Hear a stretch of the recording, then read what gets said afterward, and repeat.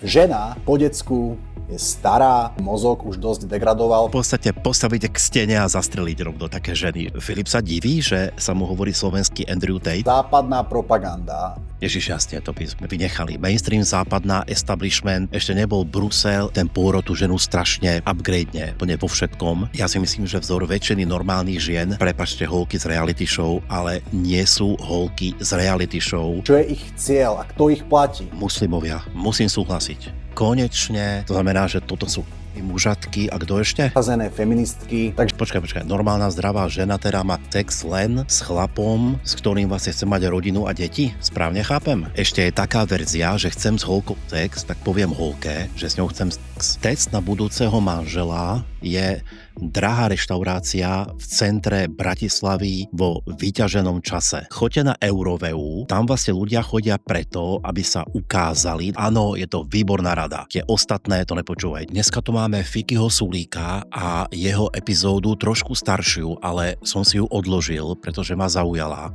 A je to 5 rád pre ženy. Tak to som zvedavý, ako táto mladšia Andrew Tateovská generácia, čo presne bude radiť ženám. Ideme na to. V poslednej dobe som sa dosť venoval politike a trošku som zanedbával fakt, že veľa mojich fanúšikov sú mladé dievčatá, ktoré ma začali sledovať hlavne kvôli mojim reakciám na Rúžu pre nevestu, na Love Island, rôzne influencerky a podobne.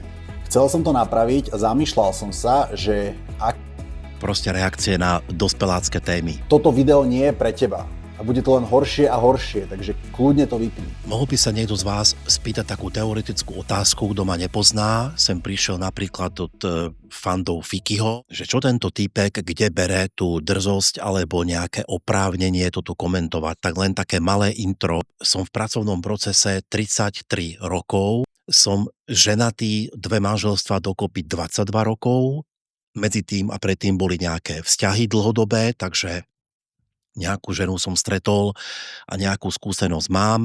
V práci som najprv v televízii Markíza viedol kolektív 50 ľudí, prevažne novinárky, v mojich 20 asi 3 alebo 4 rokoch. A potom som ako fotograf a nejaký kreatívec, napríklad 50 tituliek v časopise Playboy po celom svete, žil a pracoval prevažne so ženami. Žil medzi ženami a pracoval prevažne s ženami. No a k tomu som teda liberál, progresívec a všetko to, čo tieto kruhy nemajú radi a myslím si, že Andrew Tate je idiot. Takže toto je môj medailónik a mix faktov a skúseností, ktoré si myslím, že ma opravňujú sa k niečomu vyjadriť, pretože občas mám také komentáre, že ty foť a nevyjadruj sa, hej, alebo ty tam robte podcasty a nevyjadruj sa, hej.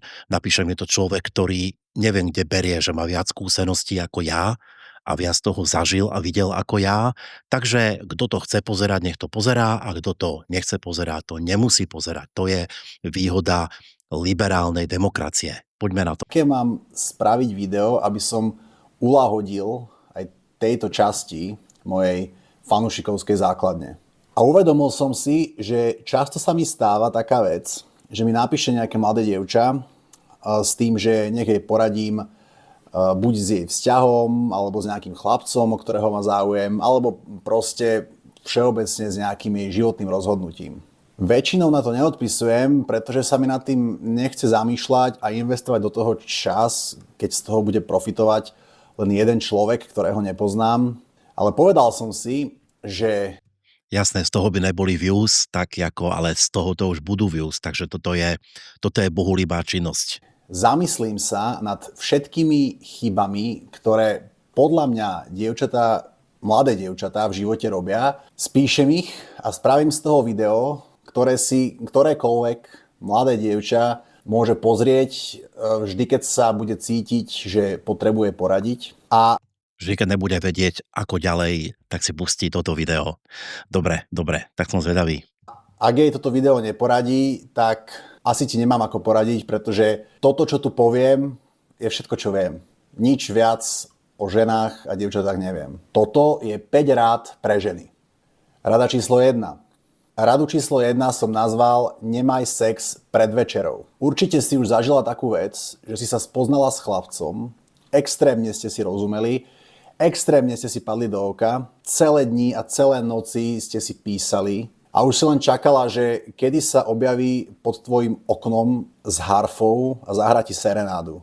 Chémia medzi vami bola tak silná, že si ho pustila do svojho tela asi o niečo skôr, ako by si mala, lebo mala si z neho proste pocit, že toto, ak nebude minimálne tvoj frajer, ak nie manžel, tak už nebudeš nikdy veriť žiadnemu mužovi. Lenže potom, ako si sa mu odovzdala, sa všetko zmenilo. Ten chalan, čo ti ešte pred pár dňami do minúty odpisoval, tak zrazu ti odpíše raz za niekoľko hodín a keď sa spýtaš, kedy sa vidíte, tak už nie je odpoveď dnes večer, čo najskôr, ale niečo ako, no vieš čo, budúcu stredu možno bude mať čas. A ty si začínaš pomaly uvedomovať, že z chlapca, s ktorým si sa ešte pred pár dňami videla skoro pri oltári, sa vyklul len ďalší špekulant, čo ťa zneužil.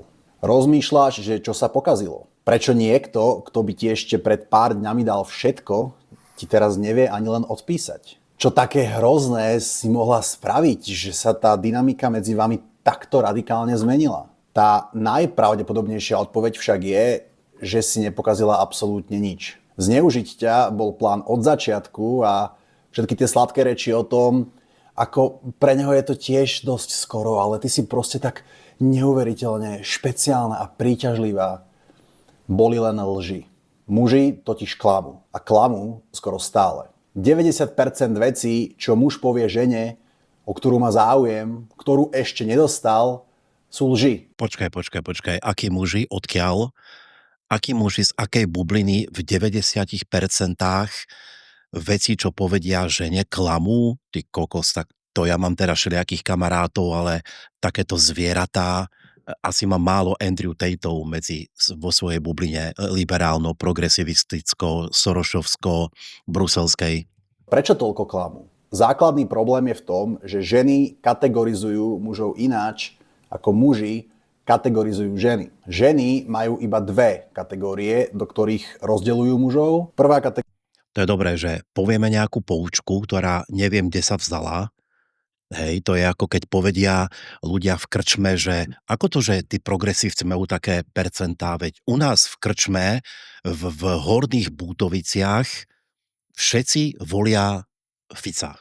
Hej, tak to je presne. A z toho si urobíme nejakú pravdu z tohto skreslenia sociálneho a na tom teraz ideme stavať nejaké ďalšie veci. To je tá teória zle zapnutého prvého gombíka. Dobre, no ale poďme na to. Kategória sú muži, čo sa mi páčia, a druhá kategória sú muži, čo sa mi nepáčia.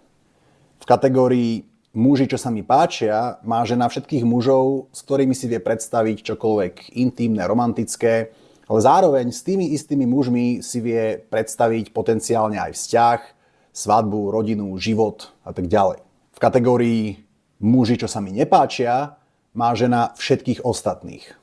Ak toto náhodou pozerá nejaká žena, čo s týmto rozdelením nesúhlasí a vie si predstaviť mať sex aj s niekým, s kým by nikdy v živote si nevedela predstaviť vzťah, tak k tomu len poviem, že toto video nie je určené pre ani mužatky, ani všelijaké pokazy. Takže nemôžu existovať ženy, ktoré by uznali, že chlap má chémiu, je pekný, povedzme to takto, všeobecne, takže proste by som si s ním chcela niečo užiť, ale jeho iné vlastnosti ho nepredurčujú k tomu, aby bol mojím životným partnerom. To znamená, že toto sú kurvy mužatky a kto ešte? Pokazané feministky. Toto video je Pokazané feministky. Aha.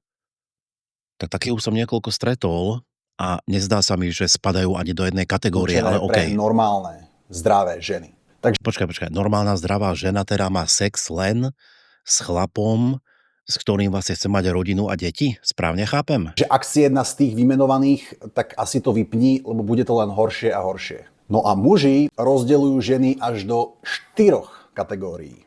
Prvá kategória sú ženy, s ktorými by som nikdy nič nemal. Tam patrí Simona Komedy, Zuzana Kovačič-Hanzelová, Veronika Cifrová-Ostrihoňová a tak ďalej. Chápete, aké ženy myslím. Potom druhá kategória sú ženy, s ktorými by som niečo možno mal, možno opitý raz, maximálne dvakrát. Také tie, čo by som proste len... To sú možno ženy, ktoré sú síce ľahké, ale možno dobre vyzerajú a proste nechce... Počkaj, takže chlap nemusí mať sex len s ženou, s ktorou potom chce deti a žiť. Aha, my to máme vlastne lepšie. Žena taká je kurva, ale chlap taký je vlastne v rámci normálneho delenia. To je perfektné, to sa mi páči. Chceš s nimi príliš veľa mať, možno sú aj hlúpe, ale proste majú napríklad, neviem, dobré cecky, dobrú riť. Chápete? Tretia kategória sú ženy, s ktorými by som si vedel predstaviť aj dlhodobý intimný vzťah, ale nechcel by som sa nimi prezentovať. Tam môžu byť napríklad pekné baby, s ktorými je sranda, s ktorými rád tráviš čas. Počkaj. Takže ako dobrá holka, ale sa s ňou nechcem zároveň prezentovať ako... Ale možno s ňou chodil tvoj kamarát, možno volí pésko, Keby sme vylúčili holky, s ktorými chodili nejakí naši kamaráti, tak podľa mňa vymreme ako ľudstvo. Minimálne teda v Prahe. Nemyslím, že v Bratislave je to iné. možno není až tak pekná, ako by si pre Volí PSK a čo má voliť? Republiku? To bude teda len nadúpaná mozgovňa. seba predstavoval na verejnosť. Môže tam byť veľa rôznych vecí, ale proste nechceš sa s nimi prezentovať. No a posledná kategória, do ktorej muži rozdeľujú ženy, sú ženy, ktoré sú úžasné, s ktorými by som sa kľudne prezentoval aj na verejnosti, ktoré by som ukázal kamarátom, rodine, s ktorými by som mal vzťah, rodinu, deti, život a tak ďalej. Fú, to už znie vážne. A to už môže mať aj sex. Vlastne ne. Chlap môže mať sex vlastne vždycky, to je v pohode, jasné. No a tu vzniká ten konflikt. Ak má žena záujem o muža, tak to v preklade znamená, že chce od neho pozornosť, chce si s ním písať, chce s ním chodiť na prechádzku, na večere a potenciálne s ním chce mať vážny vzťah, bývanie, deti, rodinu a tak ďalej. Ale ak má muž záujem o ženu, tak to môže znamenať veľa rôznych vecí. Možno chce to isté, čo ona. Ale možno s ňou chce len fyzický vzťah, pretože je pekná, ale rodine by ju neukázal. A možno není ani pekná, ale má obrovské a proste chcel by to iba raz skúsiť. A tu vzniká ten konflikt, ktorý núti mužov klamať. Ak je žena u muža v tej druhej alebo v tej tretej kategórii, tak samozrejme, že ten muž v tom nemôže byť úprimný, pretože by ten jeho plán zlyhal. Dobre, necháme ešte nejaké vysvetlenie a potom sa k tomu vyjadrím. To sa musí muž pred ženou tváriť, že je v tej štvrtej kategórii. A podľa toho sa musí aj chovať. Aj keď si slušná baba, ktorá sa nechce rozdávať, ktorá si chce nájsť frajera, ktorá s tým frajerom chce mať monogámny vzťah, tak sa ti pravdepodobne stane, že na tejto ceste budeš párkrát zneužitá. Ak sa ti to stane 4 až 5 krát a tým, že žiješ napríklad v Bratislave, kde sa cez pár ľudí každý s každým pozná a v menších mestách ani nehovorím, tak nie je vôbec vylúčené ani nemožné, že môžeš dostať nálepku ľahkej ženy. Napriek tomu, že si nikdy nemala záujem sa rozdávať a len si hľadala frajera a tí chalani ťa oklamali, tak to tak môže vyzerať. A bohužiaľ, tým, že mesto je malé a ľudia sa poznajú, tak si už do veľkej miery zdiskreditovaná a bude pre teba veľmi ťažké si nájsť niekoho normálneho. Ženy sa voči tomuto Normálneho je taký, čo nevolí PSK. Sme zabudli povedať asi, že? snažia brániť a vymýšľajú si rôzne pravidlá a zásady a dúfajú, že keď sa nimi budú riadiť, tak sa im to nestane. Najčastejšie pravidlo je, že si určia minimálny počet stretnutí, ktorý je nutné absolvovať. Dobre, ideme už k nejakému pravidlu, takže zareagujem na to, čo bolo predtým. Ja ešte v mojom svete, teda liberálno-progresivisticko, neviem akom, podľa týchto ľudí, ešte je taká verzia, že chcem s holkou sex, tak poviem holke, že s ňou chcem sex. A čuduj sa svete, bez klamania a bez týchto vecí, to v 50% prípadov normálne vyjde. A tam, kde to nevíde, radšej nebudem klamať a robiť zo seba idiotka, samozrejme neprogresívneho, ale idiotka, a sľubovať aj nejaký vzťah a nejaké veci preto, aby som mal nejaký sex. Neviem, koľko je týmto ľuďom rokov? 30? No dobre, OK.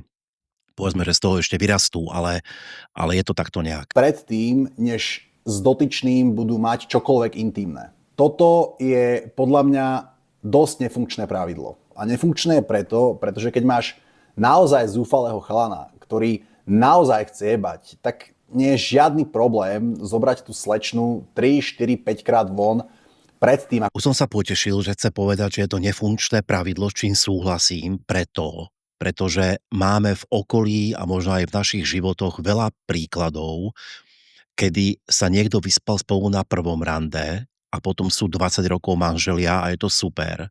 Alebo niekto robil takéto caviky, čakal na nejaké pravidlo 6, 7, 8 krát a bolo to úplne na hovno napriek tomu. A samozrejme vice versa, hej. To znamená, tieto pravidlá, to by som sa riadil nejakým pocitom a proste aj v prípade holky by som si kľudne povedal, tak čo, minimálne je to pekný chalan, no, bude aspoň dobrý sex a uvidíme, čo z toho bude. A nebudeš kurva. Nie, v našich kruhoch akože môžu robiť ženy to isté, čo chlapi. Hej, ja viem, nie je to Andrew Tateovské, ale normálne holky môžete robiť normálne určite v sexe to, čo chlapi a asi aj v iných oblastiach, ale neviem, možno, že rúbať drevo by som nechal chlapom, ale inak je to úplne v pohode. Ako sa mu to podarí. A spravidla platí, že čím je zúfalejší, tým je ochotný absolvovať len za cieľom sexu viac stretnúť. Tak snad normálna holka, ktorá volí PSK napríklad, pozná takého zúfalca, ne? To snad na ňom vidí, že to je zúfalec. Preto to nemôžeš ohraničiť len minimálnym počtom stretnutí.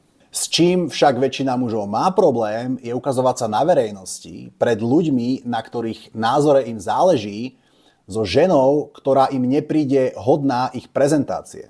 Napríklad ja rád chodím do Koga alebo Urban Houseu v meste a ľudia ma tam poznajú. A nikdy by som tam nezobral dievča, ktoré mi príde, že mi kazí značku. Takže rada, čo vždy dávam My keď niekoho balíme, my máme značku. OK, tak teraz príde rada. kamoškám je nasledovná. Nikdy nemá nič s chlapcom, ktorý ťa nezobere na večeru. Ale nie hociaku. Musí to byť drahá reštaurácia, musí byť v centre mesta a musí to byť v najviac vyťaženom čase. Ideálne v piatok alebo sobotu večer. Takže napríklad, ak si z Bratislavy... Takže test na budúceho manžela je drahá reštaurácia v centre Bratislavy vo vyťaženom čase.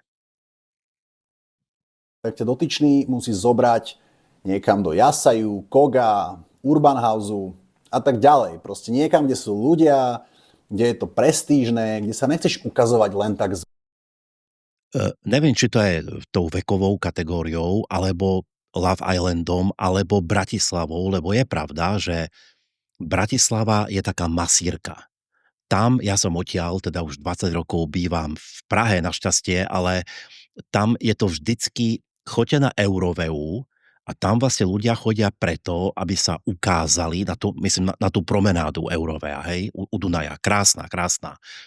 Ale tam to je krásne vidieť, že tam vlastne tí ľudia idú, aby si sadli, aby všetci ich videli, že akože mám na to, som oblečený, oblečená a tí, čo sa prechádzajú po tej promenáde, tak zase kúkajú na tých a tí kúkajú na nich a vzájomne sa ako čekujú, ohovárajú a proste no, to je taká masírka, no, tá Bratislava v tomto. Takže neviem, povedal by som, že hovorí úplné blbosti. Na druhou stranu je z Bratislavy a to je trošku taká sedlačina v tomto, to je pravda, no.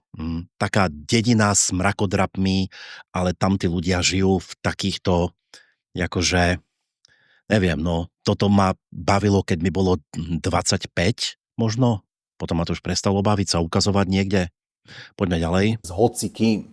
Mužom extrémne záleží na statuse. Hlavne pred kamošmi, pred ľuďmi, na ktorých názore im záleží.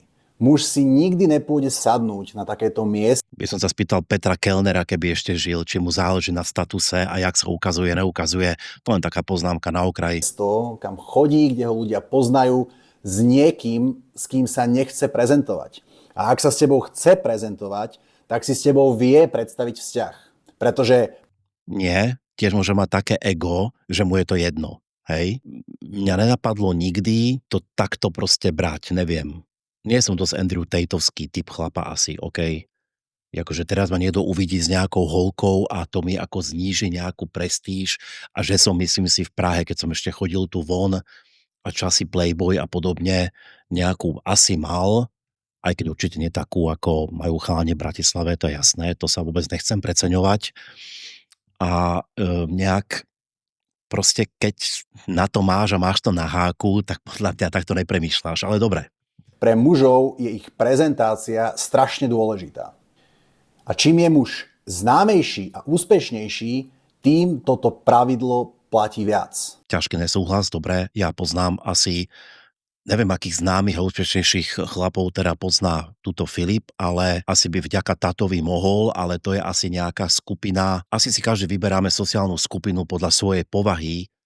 Ja poznám chlapov, ktorí sú úspešní, s ktorými naopak človek nemôže dať ani najavo, že sa s nimi stretol. To máte napríklad akcie, ktoré sú tajné, kde sa proste platia dokonca médiá, aby o tom nepísali, aby nebola fotka alebo niečo. Takých zážitkov mám za svoj život profesionálny a to sú pre mňa naozajstní alfasamci, ktorí nepotrebuje to dávať najavo, že mu patrí pol Kypru alebo ja neviem čo, alebo Kréty, proste nepotrebuje. Toto je taký level proste asi nejaký iný, no, o ktorom tu hovoríme. To neznamená, že po tomto sa ti už nikdy nemôže stať, že ťa zavolá von niekto, kto sa ti už potom neozve, ale minimálne ťa nezobere von nikto, kto je už dopredu rozhodnutý, že ťa chce len zneužiť, že pre ňo nie si dosť dobrá. A taktiež to neznamená, že musíš zrušiť svoje doterajšie zásady. Kľudne si tam nechaj, že potrebuješ 3, 5, 7 stretiek. Ale pridaj si tam aj toto. Pomôže ti to. Rada číslo 2. Správ si dieťa. Ak si žena, tvoja... Dobre, holky, ktoré máte záujem o chalanov typu Bachelor alebo Love Island, áno, je to výborná rada. Tie ostatné to nepočúvajte, dobre? Tak sa dohodneme. Moja krvná skupina, tak sa dohodneme. Ostatní si robte, čo chcete. Úloha je mať dieťa. A mať ho čo najskôr. A zase opakujem, ak si nejaká pokazaná žena, pre ktorú je dôležitejšia nejaká party alebo nejaká kariéra nejakej podpriemernej právničky a je kvôli tomu ochotná obetovať svoje... Pozor, žena môže nechceť hneď dieťa, sme sa dozvedeli v prvej vete, pretože je podpriemerná právnička alebo neviem ešte niečo, jo, party, OK, dobre. Potomstvo, tak toto video nie je pre teba. A bude to len horšie a horšie, takže kľudne to vypni. To môže byť ešte horšie? Prvý dôvod, prečo mať skoro deti, je ten, že prírodu nezaujíma, aké máme spoločenské konvencie. Prírodu nezaujíma, že maturujeme v 19 a potom vysokú máš do 25 a potom musíš praxovať, bla bla bla. Príroda doesn't give a shit. Už v 25 rokoch máš násobne väčšiu šancu ako v 18, že sa ti narodí pokazené dieťa. Keď si zoberieme iba napríklad Downov syndrom, tak pravdepodobnosť, že sa ti narodí dieťa s týmto ochorením je v 30 rokoch dvojnásobne väčšia ako v 20 rokoch. Mladšie ženy rodia krajšie, silnejšie, múdrejšie a zdravšie deti. A druhý dôvod, prečo mať skoro deti, je ten, že Európa... Holky, ktoré máte náhodou nad 30 a teraz ste dostali úplne infarkt, že všetko je stratené, tak nie je. Mám okolo seba, ja osobne a vy, čo to pozeráte, určite tiež niekoľko kamarátiek, ktoré porodili posledný rok povedzme, je ich, ja mám 4, bolo im od 35 do 43 rokov, majú nádherné, luxusné deti. Hej, takže len ako by som, samozrejme, na tých štatistikách niečo bude, teraz sa mi úplne nechce to tu teraz skúmať a či hovorí pravdu, ale ja by som sa potom aj vydesil, keby som to počul. By som išiel hneď si robiť dieťa, mať nad 25, pretože by som mal pocit, že už včera bolo neskoro. Tak nie je to tak, prosím vás, hej, je to v pohode. Miera. Západná propaganda vás zmanipulovala, že ísť na nejakú zbytočnú vysokú školu a mať nejakú podpriemernú kariéru. Ježiš, ísť na zbytočnú vysokú školu, už sme až sem došli, OK, dobre. Ako napríklad Šimečka má Oxford, no proste zbytočné je úplne. dôležitejšie ako mať rodinu. Ak to takto pôjde ďalej, tak z planéty úplne vymiznú bieli Európania. Treba sa spýtať, kto najviac propaguje feminizmus, LGBT, potraty a ďalšie ideológie, ktoré majú za dôsledok úbytok bielých Európanov. Mainstreamové médiá. A treba sa spýtať, že prečo to robia, čo je ich cieľ a kto ich platí. Muslimovia. Ale to je asi téma na iné video. Tak zomreme nevedomí.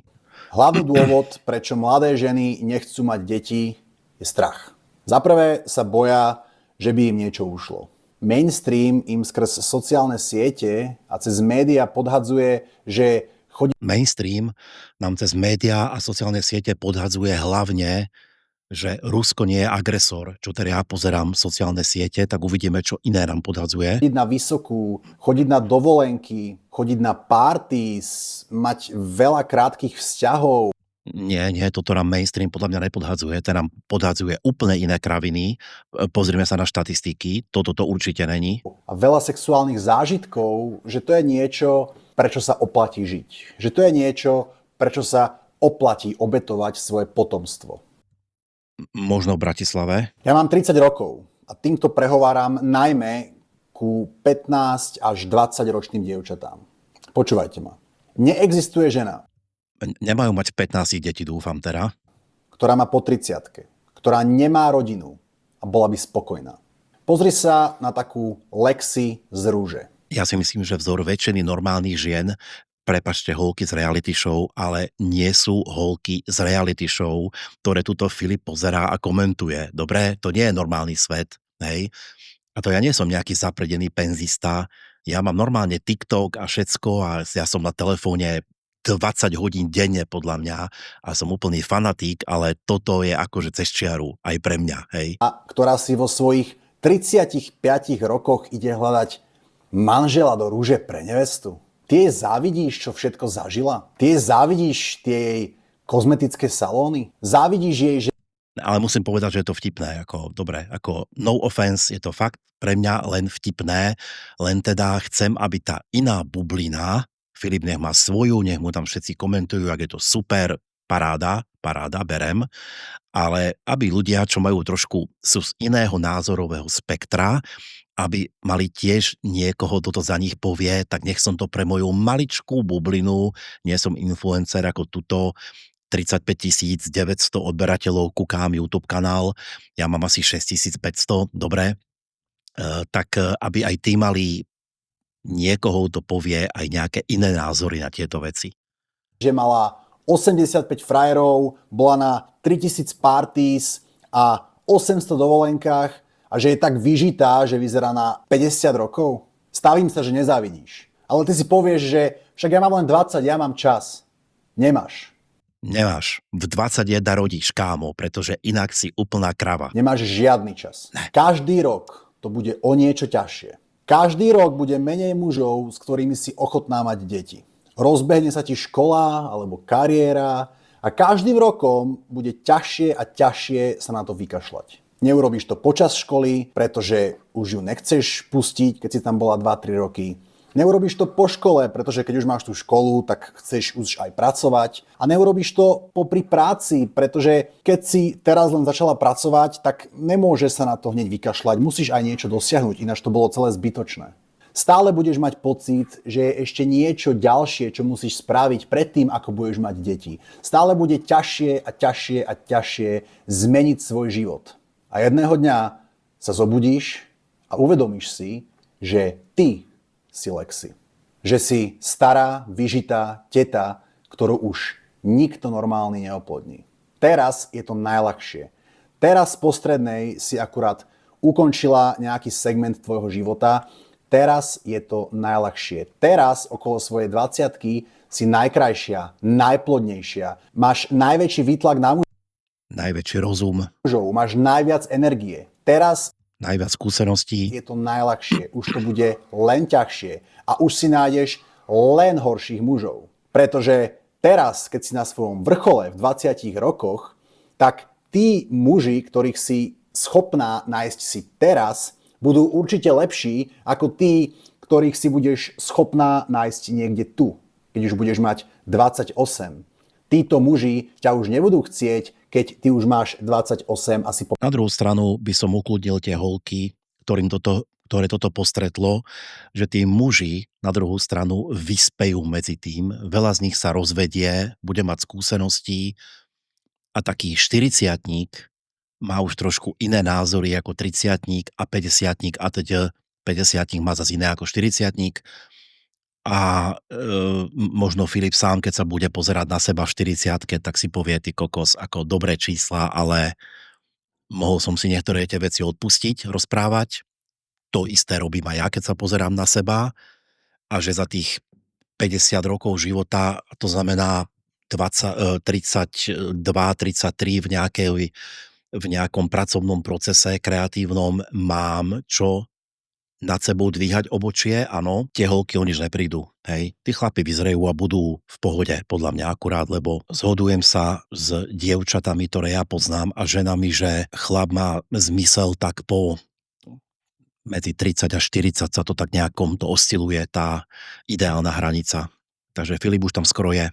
Po 15 vzťahoch. Títo muži ťa chcú teraz, keď si na svojom vrchole. Už to bude len ťažšie, len horšie. A ďalšia vec je tá, že možno ani nebudeš schopná mať dieťa, pretože ženy sú najplodnejšie medzi rokmi 20 a 24. Ak si budeš robiť dieťa v 30-ke, tak sa kľudne môže stať, že sa to proste už nikdy nepodarí. A samozrejme, nič, čo tu vravím, neplatí na mužov, takže mi prosím vás nepíšte, že prečo ty ešte nemáš dieťa, veď už máš 30. Toto platí na ženy. Muži by mali mať deti o niečo neskôr a dostaneme sa k tomu. Kľud. Druhá vec, ktorej sa ženy boja pri otázke detí, je to, že ako sa o neho postarám. Veď ja sama som ešte dieťa, veď ani len nezarábam. Toto je ďalší blúd, na ktorý vás mainstream zmanipuloval. Škoda, že on do väčšiny svojich teórií, keď sú politické, tak je tam zázračné slovo establishment. Vždycky je nejaký tajomný establishment, ktorý za všetko môže, pričom väčšinu doby, o ktorej rozpráva, je pri moci jeho obľúbená, a je to verejne známe, obľúbená strana Smer. Takže vlastne on rozpráva o establishmente, ktorý všetko kazí a zároveň ich má rád, to je zaujímavé. A keď sa hovorí o vzťahových veciach, tak vidím, že vlastne je tu mainstream nejaký. Mainstream. Čo je dneska mainstream? Veď dneska je mainstream toto. Všelijaké infovojny, všelijaké hlavné správy na Slovensku, myslím, hej, v Čechách je to inak.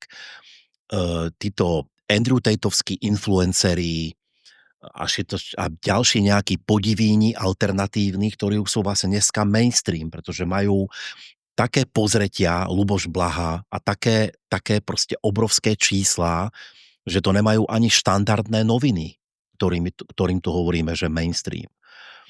A zrovna Facebook, že by konal v prospech liberálov, teda mne sa úplne nezdá, a tieto ďalšie sociálne platformy.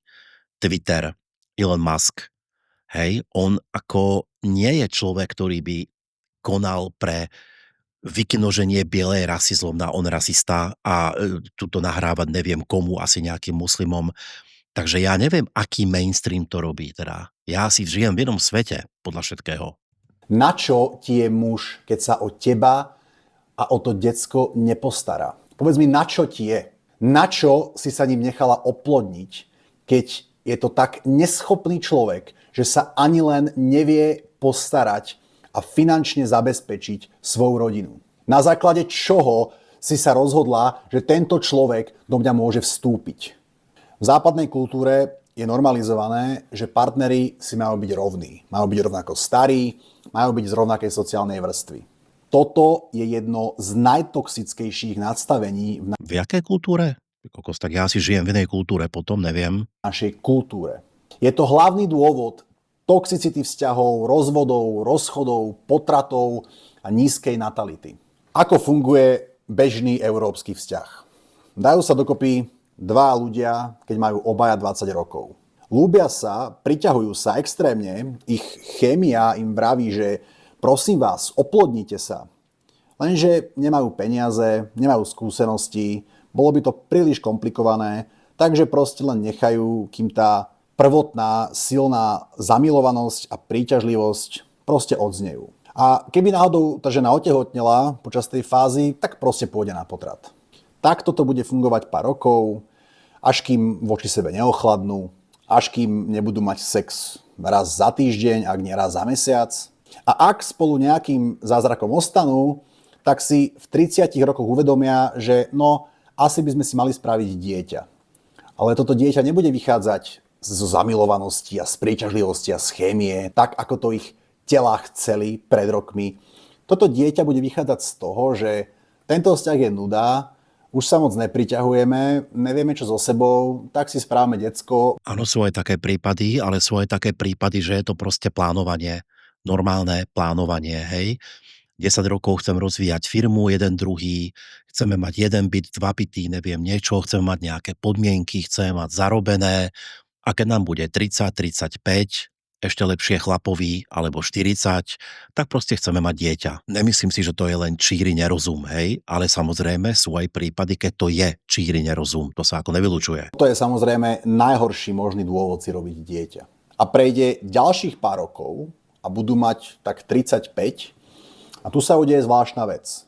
Muž bude na svojom hodnotovom maxime, pretože muži majú svoj pík medzi 35 až 38 rokov. To sú tvrdé dáta, to nie sú moje výmysly. Muži sú najpríťažlivejší niekedy medzi 35 a 38. Že si moji všetci kamaráti, včetne aj moje skúsenosti, pochvalujeme, že nám je, poviem to všeobecne, čím sme starší, tým je všetko lepšie. Všetko. Samozrejme, ja mám 54 za pár týždňov. Samozrejme, toto neplatí asi do 90-ky. Nebudem tvrdiť, že to takto ako rastie neustále, ale zatiaľ to ide takto. A nie som žiadny ani človek, ktorý tráví pol dňa zo dňa športom a robí preto niečo. Ani moji kamaráti nie sú tieto typy, ale nikto sa nesťažuje z nás, musím takto povedať, hej. Takže nemyslím si, že v 38-čke končí všetko a je potreba niekam sa extrémne ponáhľať, ako v kľude. Ženy sú na svojom hodnotovom maxime niekedy medzi 20 až 23. Takže je to rozdiel cca 15 rokov. Zase, aby som tuto Filipa nehanil, tak je pravda, že keď som mal 30, tak som si myslel, že na čo budem žiť 50. To už budem proste starý idiot, proste vhodný do truhly akorát. Teraz mi je fantastický a pozerám sa na seba ako na 30-tníka s veľkým zdvíhaním obočia teda a dúfam, že to takto bude pokračovať aj ďalej do ďalších 10 ročí, ešte aspoň 2 by mohlo. Lenže v čase, keď budú mať 35, tak je muž tu a žena tu. Muž je na vrchole, má peniaze, má kariéru. No a teraz tým ženám, hej, že ho stále prerušujem, pardon. Ale tu je na toľko vecí, čo reagovať stále, že to nejde ako vynechať. Nemyslím si, že žena v 35 vyzerá takto, ako to Filip popisuje. Nie je rok 1985, keď sme všetci vyzerali 40-ke ako dneska 80-tnici. Je úplne iná doba a ženy vyzerajú proste úplne inak. Takže vôbec by som to takto dramaticky nebral. A je to individuálne, samozrejme. Tiež som stretol a poznám holky, ktoré v 25 sú nepoužiteľné na nič. Akože na nič. Hej? A potom poznám 40-ky, ktoré sú absolútne fantastické. Takže vizuálne, energiou proste športujú, dosiahli niečo bonitou, či už finančnou, spoločenskou, takže to je fakt individuálne. By som negeneralizoval. Vyzerá skúsene, vyzerá asi aj najlepšie, ako kedy vyzeral. Už má veci rozbehnuté, takže má čas cvičiť, športovať. Muž je tu. Žena je po decku, je stará, bola väčšinu času doma s dieťaťom, takže aj jej mozog už dosť degradoval, pretože ho nepoužíva. V podstate postaviť k stene a zastreliť rovno také ženy. Ženy po 35-ke po dieťati normálne k stene ako. Je na svojom hodnotovom minime. A väčšinou sa stane to, že ten muž Filip sa diví, že sa mu hovorí slovenský Andrew Tate. Si proste nájde mladšiu, krajšiu, 22-ročnú frajerku a svoju rodinu a svoje dieťa proste opustí. Takže podľa mňa je úplne evidentné, čo je problém. Problém je to, že táto západná propaganda Ježiš, jasne, to by sme vynechali. Mainstream, západná, establishment, ešte nebol Brusel a progresívci neboli ešte dneska zatiaľ. A to už sme v 20. minúte. Čo sa stalo? Ženy zmanipulovala, že keď majú 20 rokov a sú na svojom hodnotovom maxime, si majú nájsť muža, ktorý má tiež 20 rokov, lenže ten je na svojom hodnotovom minime. Je to decko, nič nemá, nie je kompetentný, nie je skúsený, nie je nič. Zase ale chudák žena, ktorá v 20-ke je mentálne niekde na 25, niektoré aj 30, zvlášť keď porodia. Moja prvá žena, môžem hovoriť z vlastnej skúsenosti, ten pôrod tú ženu strašne upgradene úplne vo všetkom. To urobí z dievčaťa fakt ženu a ten chlap je rovnaké decko, takže v 20 na 15, tam je potom strašná diferencia. Chudák tá holka, pane Bože. Ona môže mať všetko, hocikoho a vybrala si jeho. A počas rokov sa im tieto pozície vymenia. Teraz majú 38. Žena je po deťoch, je na svojom minime. Muž je naopak na svojom maxime. Lenže on si nebude pamätať ten obrovský ústupok, ktorá ona pred rokmi spravila a on ju proste odkopne a nájde si mladšiu a lepšiu. A tento problém má veľmi jednoduché riešenie. Proste. No to som zvedavý, lebo zatiaľ vlastne všetky možnosti skončili zlé, tak aké bude riešenie? Si nájdi staršieho týpka. Keď máš 20, nájdi si týpka, čo má 30. A je to vyriešené. Za prvé, Musím súhlasiť. Konečne sa naše liberálno-progresivistické a neviem, aký je toto svet, alternatívno Andrew Tateovsko, nejaký maskulíny stretli. Áno, súhlasím. Dúfam, že sa to nepokazí v nasledujúcej minúte zase. s ním kedykoľvek otehotnieť, pretože on už má svoj život pod kontrolou, zarába peniaze. No, v tej 30-ke, Filip, no. Ale dobre, má k tomu bližšie, hej, ako 20-ročný. Určite bližšie ako 20-ročný, tak sa dohodneme, dobre? Má vlastné bývanie, môže sa o teba aj o dieťa postarať. Takže môžete mať dieťa a bývanie a rodinu ešte v čase, keď to je prirodzené. Ešte v čase, keď máte chémiu, keď ste zamilovaní. Za druhé, aj keď prejde veľa rokov a ty budeš mať 40 a on 50, stále budete ako tak na tom istom leveli, pretože síce už si stará, ale on je ešte oveľa starší a stále si pre neho lowkey mladá. Je absolútne evidentné, čo od nás príroda chce. Je absolútne evidentné, že nie je nič prirodzené na tom, že 20-ročné dievčatá si hľadajú 20-ročných chlapcov. Potom sa čudujeme, že rozvodovosť je asi 90%. Bodaj by nebola. Všetky vzťahy, čo ja poznám vo svojom okolí, ktoré fungujú a fungujú dobre aj po rokoch, sú tie, kde partneri mali minimálne 10-ročný rozdiel. Akurát neviem teda, kde mainstream rovná sa v podaní túto Filipa, progresívci, liberáli a toto všetko, čo nemá rád, aj keď teda žije v tej spoločnosti a hojne využíva tie plody, to je vždy klasika. Kde toto tvrdia, že má človek v 20 si vziať 20-ročnú holku a urobiť si dieťa? Ja som teda liberál a progresívec a som to nikdy nepočul, nevidel, neviem o tom a asi som proste mimo nejakých bublín tohto typu.